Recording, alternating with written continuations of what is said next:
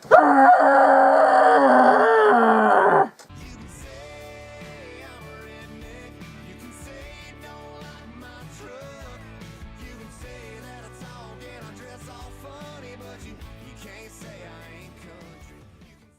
and welcome to Once More With Feeling, Can't Say I Ain't a Bit Country by Florida Georgia Line. So, I picked this album out because, I won't deny, I was expecting it to be kind of a bad sit-through, but I was hoping that if it was going to be bad, then it would be hilariously bad. Or, well, it's one of those cases of you hope against hope that it's going to turn out good, and you hope if it's bad, it's entertainingly so. You know, you hope for the Room of albums. But no, this is just... I can't think of how long the album is, but it's 16 tracks that are really fucking annoying or make me feel uncomfortable, and 3 tracks that are tolerable enough. Those 3 tracks, Simple, it's got a nice sentiment. It's the whole us being together is simple and obvious and makes sense, and yeah, I'm a sucker for that sort of sentiment. Then we've got Speed of Love, which, yeah, that's a nice dancey track. It's got a lot of good rhythm. It's probably... I probably like it because it puts me in mind of Johnny Cash's One Part at a Time. And if you're invoking feelings of Johnny Cash, you're doing something right. And the third one is Y'all Boys, which is basically the whole idea of, you know, we get laid because we've got these certain qualities that girls like. Again, it's tolerable enough. But then we've got the rest of the album. I'm going to get this out of the way. There are 4... They're framed like phone calls that are just some fan or friend of the family or something. It must be a friend of the family because of how it's framed. He's talking about, you know, their community and, you know, connections between their families, all that sort of thing. But these bits, the album opens with one of them, and if you're opening with a fucking skit, that's already a red flag. But oh god, these skits are just so pointless. It's not like with, say, Feathers and Flesh by Avatar, where every other song, every other track even, was sort of a chapter part of the album. It's not framed like that. It's just these random ass, out of nowhere phone calls that mean nothing. They do nothing. They don't inform on the progression of the album. They don't actually give you any insight into the writing processes or anything like that. It's just some pointless minutiae of their everyday lives. What is the point of these things being here? You could cut all 4 of them and have nothing change. I eagerly encourage people to explain what the point of those skits were, because as far as I'm concerned, they were meaningless. So, yeah, that's 3 songs which are decent enough. 4, so there's 12 left to account for. Most of them are just sex songs. In fact, not a word of a lie, I could imagine these songs being sung by rappers, which isn't that surprising considering Florida Georgia Line try to invoke aspects of rap music to decreasing rates of return. Like, I'll go through. So the title track is one of the few that isn't a humping song. And that's how I'm terming them, the humping songs. They're not romance or anything like that. That's like, most of them are just sex songs. It's actually kind of disgusting. So the title track is basically a statement of intent. You know, basically, regardless of how they present themselves, you can't deny their country roots. And already we're starting with songs that any country artist could have sung in the past 60 years. Like, there might be minor changes. I mean, the whole line about cussing on Sundays, that might not turn up in a lot of country songs. But for the most part, the only thing that identifies it as Florida Georgia Line is their voices. And even then, I wouldn't be surprised if I confused it for something else. Talk you out of it. This is where we already get into the I feel unclean listening to this. This is your obligatory classed up humping song.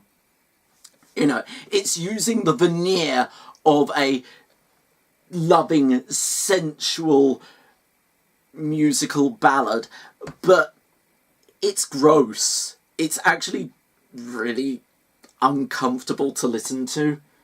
I mean, bear in mind, like, the whole framework is he's talked this woman into coming to bed with him, you know, talked her around to the idea of, you know, coming to his room, all that sort of thing, and she's all dressed up, so this is where we get into the gross. The it is talking her out of her dress! Like, I won't deny, it actually took me the second listen through to realise that. I'm actually kind of embarrassed that it took me that long to realise it, but Jesus Christ, this was disgusting. I mean, you know what's ridiculous is I can point to any number of songs, like Let's Get It On. That is overtly about sex, but it still feels more... How do I put this? It feels more like an actual love song. You know, you're actually making love to the one that... to your partner, as opposed to sounding like some cheap lay that you've talked into giving you the glad eye. Women.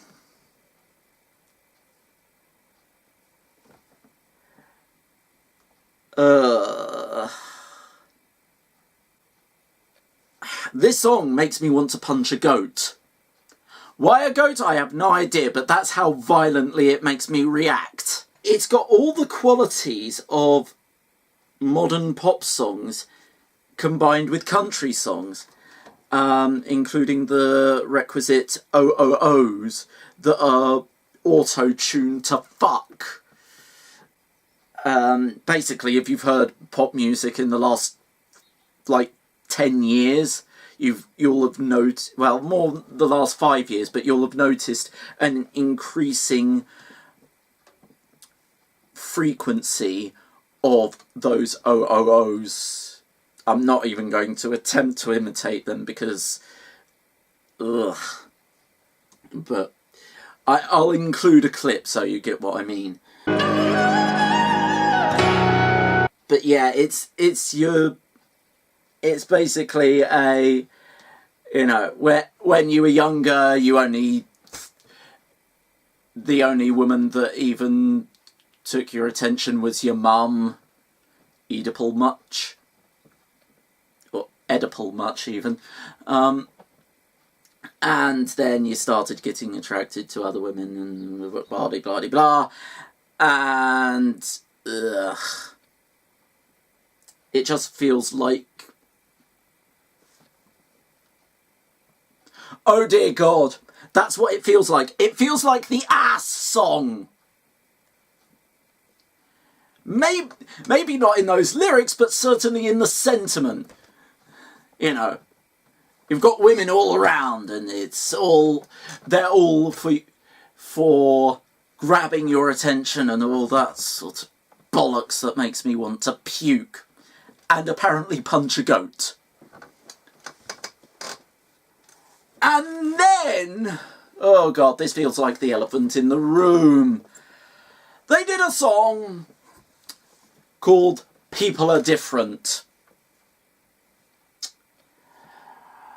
So, first things first, I'm going to say this. So Florida Georgia Line are two, straight, white, cisgendered, church-going, university-educated men. If anyone has less right to talk about this shit, it's them. You know, they live in fucking mansions that... Fuck off with this. You have no right to espouse the people are different message, because it's basically the song equivalent to All Lives Matter. Yes, people are different, but the people who are getting beaten to death because of those differences have more relevance than your scrawny asses will ever have. Jesus Christ. Like, as you can see, I am well, you can't see it, but I am a straight, white, cisgendered male who's university educated.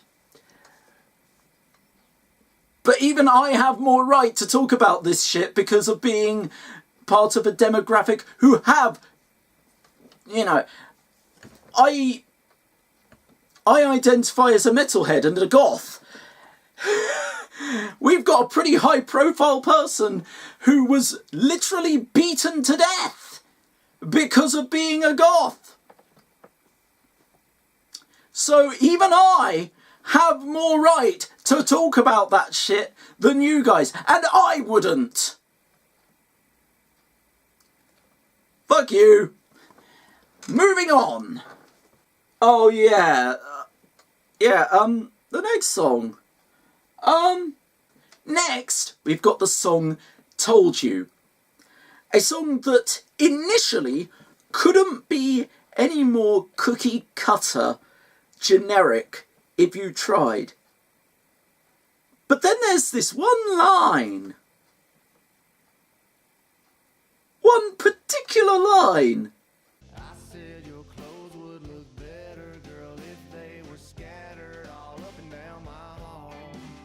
Now, if you don't feel at least a little unclean, then I worry for your soul. Because that was fucking gross. And again, we get to comparisons. I'm a Stone Temple Pilots fan. And their songs don't gross me out as much. And one of them is explicitly sung from the perspective of a rapist. So, get some fucking help, Florida Georgia Line. Next is another skit. And then Your Boys. And then Small Town.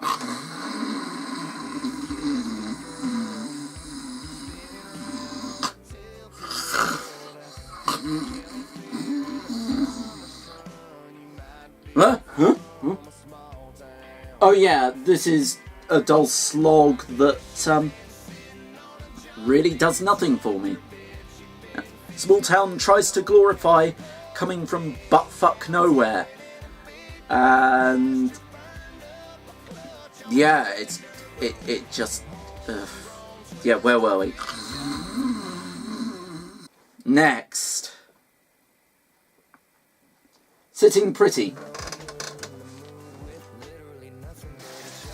Can't get clean. Moving on. Can't Hide Red. One of the other few songs that isn't explicitly about sex. musically, it's quite enjoyable. It's got that dark, edgy shades of Johnny Cash again. But lyrically, I don't fucking care if you're a fucking redneck. It's not something to be proud of. If you hadn't noticed, over the past, I don't know, 200 years, people have used redneck as a fucking slur. Because rednecks are well known for being morons. I don't believe it is possible to have missed that. Like, it's trying to glorify this whole concept that, you know, being from the dirty South and all that sort of shit.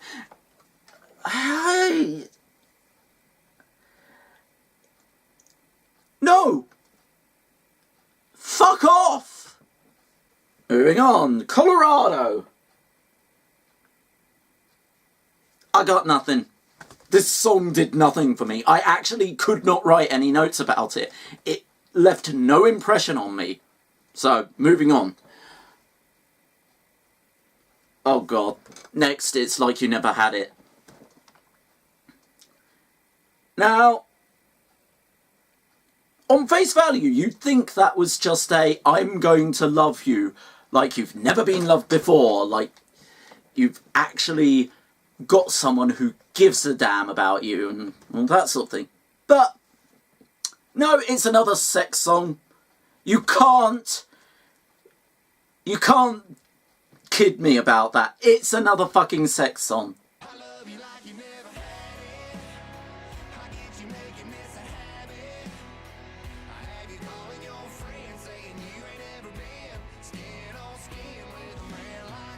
And yeah, it's just, we're just retreading old ground at this point. We're retreading old ground of already retread old ground. Then we have Swerve. And boy is it a swerve, because it is the selling out hard song. It is not a country song, it is a pop song in every aspect. Like even their vocals are a pop song. Everything about it is a pop song. It ain't the proof of the alcohol, no. It's got my back up against the wall, staring at you. Watching you move, yeah. Like, I was saying about how some of the other songs could have arguably been sung by other country artists. But this is the first song, this is the only song on the album that could have been sung by anyone in the pop song scene. Like Ariana Grande, Christina Aguilera. I realise I'm actually noting ones that I think are pretty decent, but whatever. The point of it is, no, Katy Perry, there's a good one. It could have been done by Katy Perry. No doubt about that. So, moving on, because that is a barren wasteland that doesn't need analysis. And finally, the closing song, Blessings. That's the only actually legitimately romantic song, aside from Simple, on this album. You know, and I still don't like it because it's basically doing a thank God for being blessed with this beautiful woman. Don't think about how I actually influenced my own fortune in this matter. I cannot stand that sentiment. It is a bullshit sentiment. Like, if you are a Christian, then you will believe that God gave us free will, which means he gave us the free will to act and to influence our own actions.